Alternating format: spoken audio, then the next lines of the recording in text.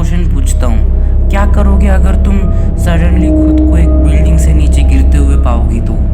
और अगर तुम्हें पता है कि तुम्हें किसने गिरा है, मुझे तुम्हारा तो पता नहीं पर ह्यूंग सुंग का तो पता ही है, क्योंकि मैं तुम्हें आज the devil returns to school days manhwa के बारे में बताने वाला हूँ। ये मांगा साइकोपैथिक है, क्रेजी है, मुझे पता है तुम एंटरटेन होगे।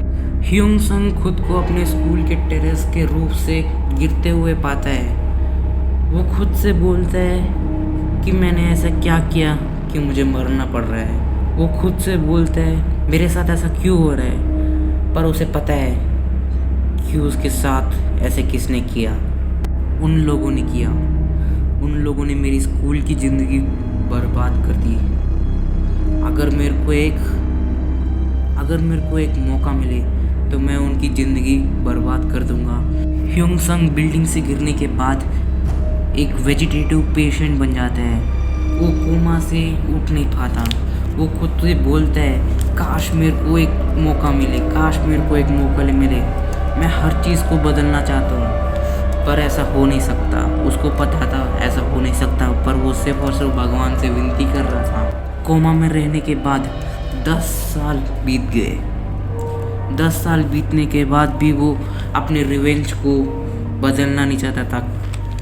और पता नहीं क्या जादू हो, आखिरकार वो चौंक चुका था, क्योंकि अब वो दिन में आ चुका है जब उसने अपनी स्कूल को पहली बार स्टार्ट किया है। उसको अच्छी तरह से याद है उस दिन से ही उसके साथ बहुत गंदा होने वाला है और उसके साथ हर दिन बुली होने वाला है। पर ह्यूंग सुंग वो चाहता नहीं है, क्योंकि इस बार वो हर चीज़ बदल देगा। इस बार वो साइको बनेगा, डेविल बनेगा। लोग जो बोले उसको परवाह नहीं है, उसको सिर्फ और सिर्फ इस बार रिवेंज चाहिए। जब वो पीछे मुड़ के देखता है, उसको कोई पुलिस एक अपने फ्रेंड को मारते हुए दिखते हैं। उसके बाद उसकी ब्लड बॉयल होती है, क्योंकि उसे पता था कि ये दिन की वजह से उसने इतना ज़्यादा झेलना पड़ा, 10 साल कोमा में रहना पड़ा। इस देख के उसकी ब्लड बॉयल हुई। डायरेक्ट वो उठ के जाके उस बुली को मुक्का मारा। उसके बाद उसको उस बुली को डायरेक्ट मारते रहा। दूसरे क्लासमेट्स बोल रहे थे 1 मिनट ये क्या हो रहा है, ये ह्यूंग सुंग नया बच्चा है, ये क्यों मार रहा है, उसको क्या है, ये तो नया ट्रांसफ़र स्टूडेंट है, इसको क्या हो गया। उन सभी को पता नहीं था कि ह्यूंग सुंग अब सब कुछ बदलने वाला है। ह्यूंग सुंग हर एक इंसान को मारना चाहता है जो उसे कोमा में डाल दिया था। वो हर एक इंसान को छोड़ना नहीं चाहता। वो हर एक इंसान को वही टॉर्चर दिलाना चाहता है जिसे वो झेलना पड़ा। वो पहली बार इतना खुश था क्योंकि उसने फाइनली रिवेंज की पहली स्टेप्स लेना स्टार्ट कर दिया। उसने वो उधर जो गैंग थी उसको सारे को मार दिया। इतना ब्लड आया कि उन लोगों को हॉस्पिटल जाना पड़ा।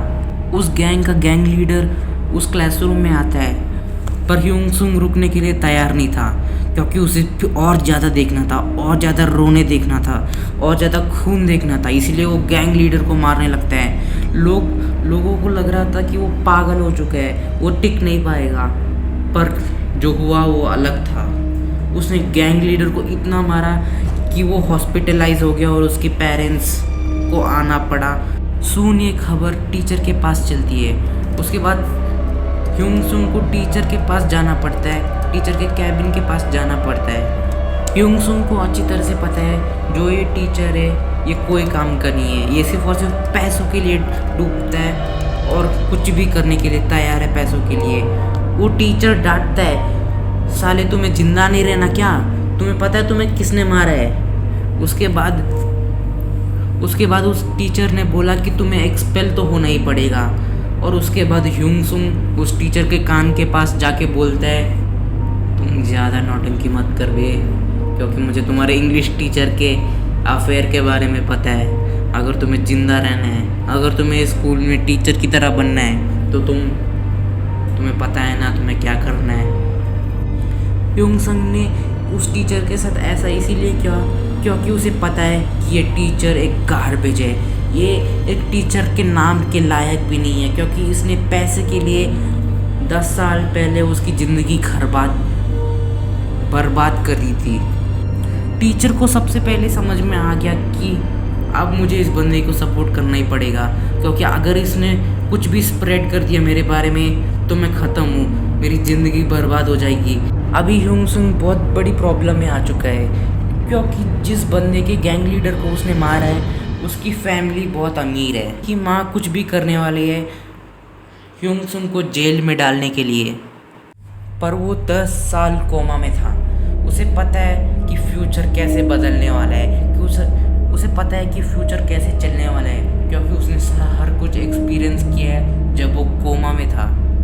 ह्यूंग सुंग को पहले ही पता था कि अगर उसको अपने रिवेंज कंप्लीट करना है तो वो अकेले नहीं कर सकता, क्योंकि उसको पैसा चाहिए ताकि वो गैंग बनाए, दूसरे पुलिस को ख़त्म करे।